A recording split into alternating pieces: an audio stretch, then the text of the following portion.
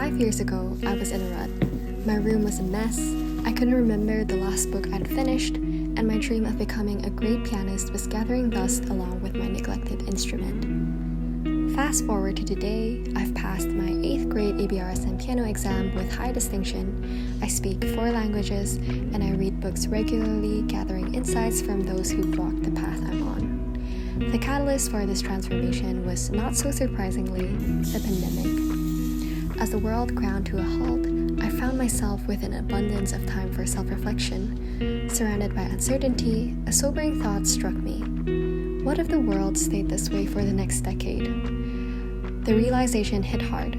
I'd done so little with my life. That moment became my wake-up call. I knew I needed to make more of my life, to build something meaningful despite the chaos around me. So I started watching YouTube videos on self-improvement, and I can't emphasize enough how much the importance of habits was highlighted. This motivated me to intentionally create my own daily, weekly, and monthly routines. And from those small beginnings, I developed 10 habits that have completely transformed my life.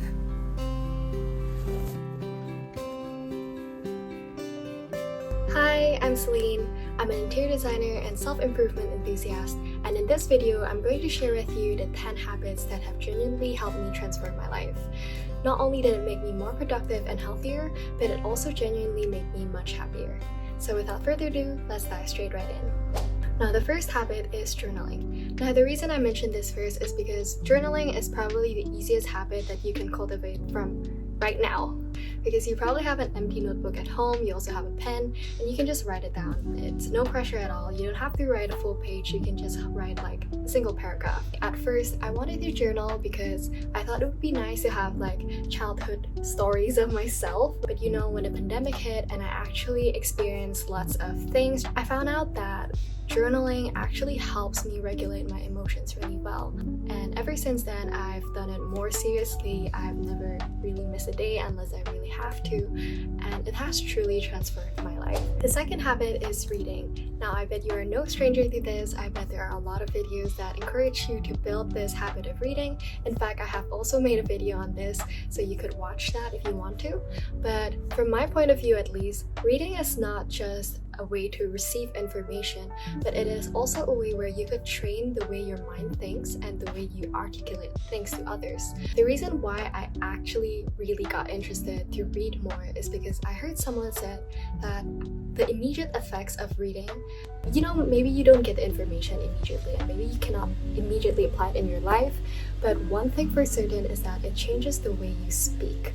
So you can articulate yourself better because these are written by writers, professionals, and you get to see the way they say and explain things, and it affects the way you speak.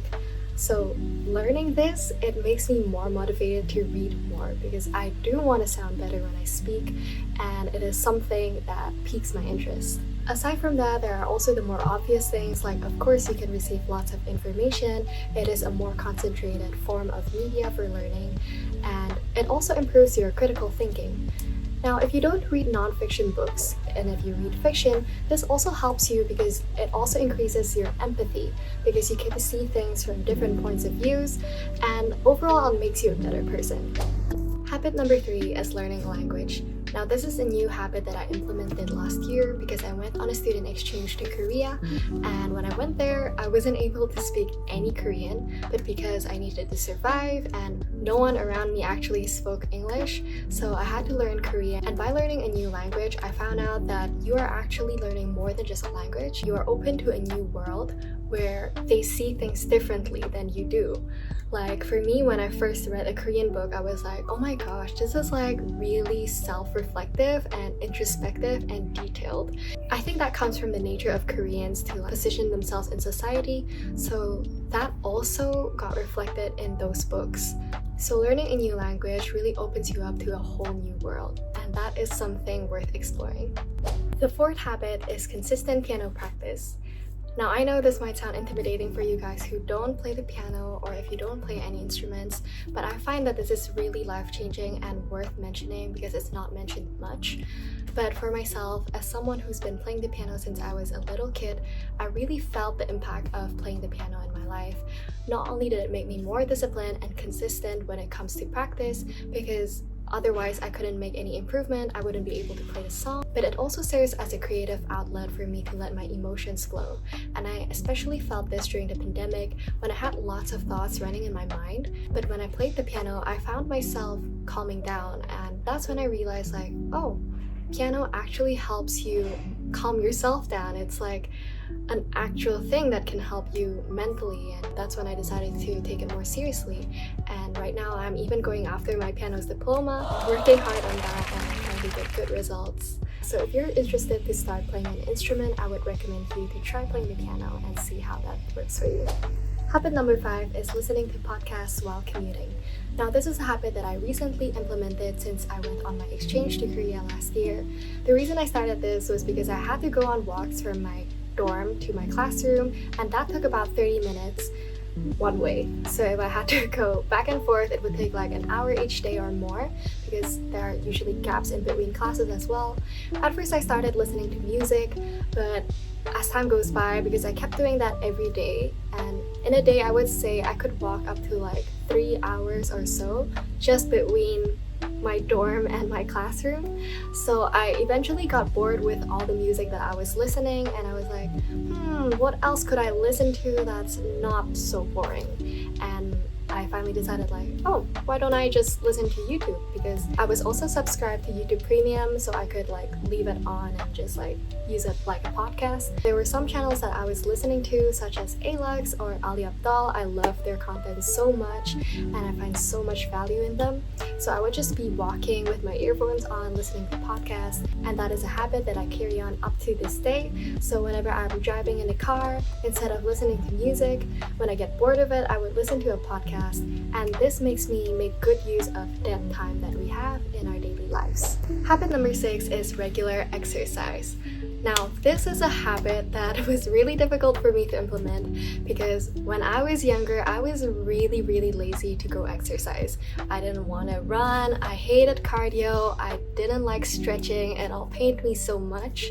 But my mom kept telling me to exercise. So every day she would be like, have you exercised?